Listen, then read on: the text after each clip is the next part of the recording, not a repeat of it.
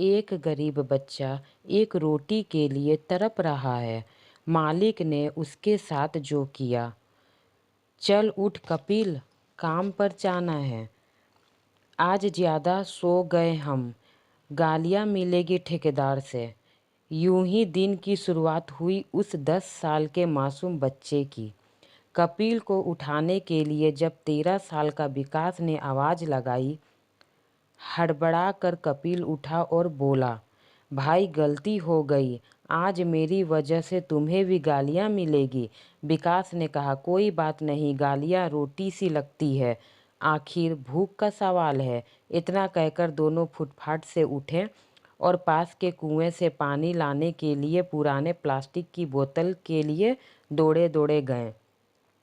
शायद उन्हें आज जल्दी भी थी और दर्द भी सता रहा था।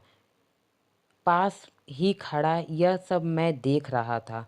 बहुत ही विचार मन में उबाल ले रहे थे। परिस्थितियां वर्तमान और भविष्य के सवालों में खो सा गया था। खैर, मुझे भी ऑफिस जाना था और जहां वे दोनों सो रहे थे मुझे भी वहीं से ऑटो लेना था।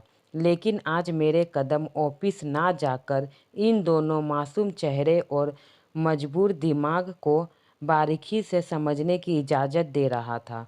मैं ये सोच ही रहा था तभी वे दोनों दोस्त फटे और मैले कपड़े में ही जल्दबाजी में कहीं जा रहे थे और मैं भी उसके पीछे पीछे चलने लगा।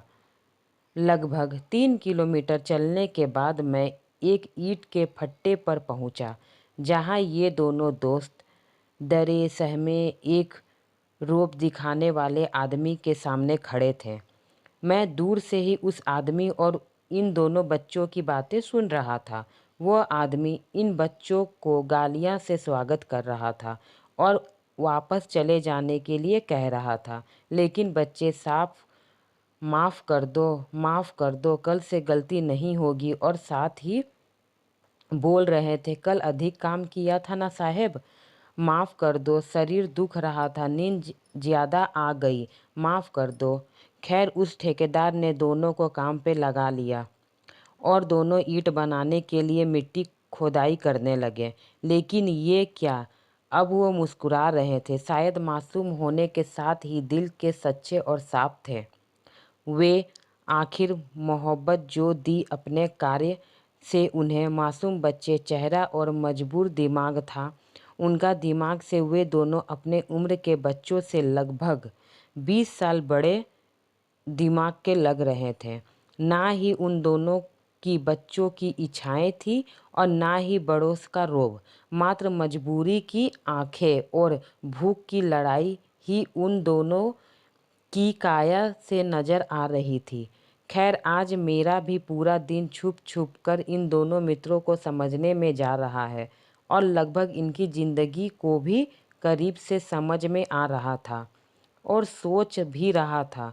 लेकिन इन दोनों ने मुझे नज़र अंदाज करते मेरे पास से निकल गए। पास के ढाबे में जाकर रोटी और अचार खरीदने लगे और खाना खरीदकर शायद उसी फुटपाथ की ओर जा रहे थे जहां से वे सुबह आए थे। मैंने उस मैंने उससे बात करने की कोशिश की और मैं भी अपने रास्ते चल दिया। आज मैं घर 1 घंटा लेट पहुंचा था और घर पहुंचते ही अपने कमरे में जाकर रोने लगा।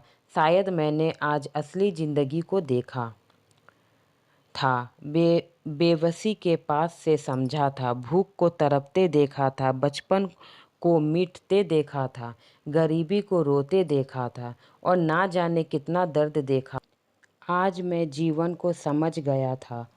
सच बोलो तो यह कहानी सुनकर आपके रोंगटे खड़े हो जाएंगे और आपके आंखों से आंसू आ जाएंगे।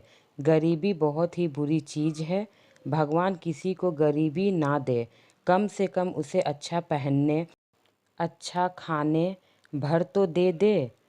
यह कहानी सुनकर आपको रोना आ जाएगा। फ्रेंड, मेरी ये कहानी आपको कैसी लगी? गरीब की कहानी अगर अच्छी लगी हो तो मेरे चैनल को सब्सक्राइब करें और मुझे सपोर्ट करें ताकि इसी तरह अच्छी कहानी आप तक मैं पहुंचा सकूं। Thank you friend, take care, अपना ख्याल रखिए, बाय।